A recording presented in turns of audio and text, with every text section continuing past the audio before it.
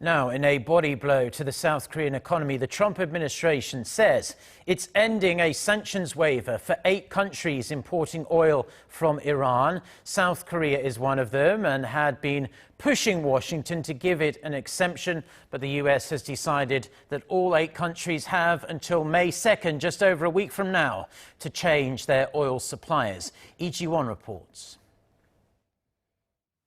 Turning the screw on Tehran, the U.S. says there will be no extension to the current sanctions waiver on Iranian crude oil. We're going to zero across the board. We will continue to enforce sanctions and monitor compliance. Any nation or entity interacting with Iran should do its diligence and err on the side of caution. The U.S. withdrew from the 2015 nuclear deal with Iran in May last year, with President Trump saying the agreement had not stopped Iran from developing its nuclear and missile programs.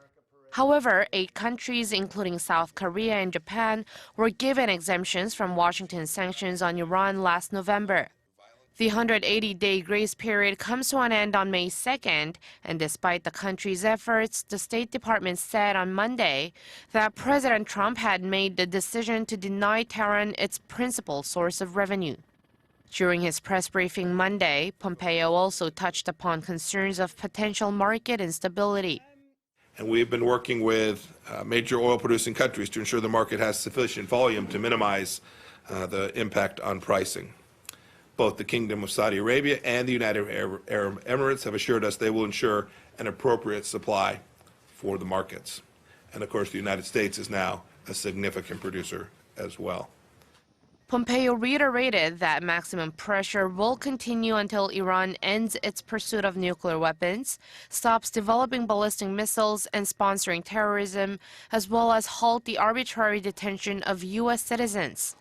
While South Korea had already cut its Iranian crude oil imports to zero, it relies heavily on condensate or ultralight oil, which is technically not the main target of U.S. sanctions. The news is likely to take a serious toll on many of South Korea's small and medium enterprises in the industry.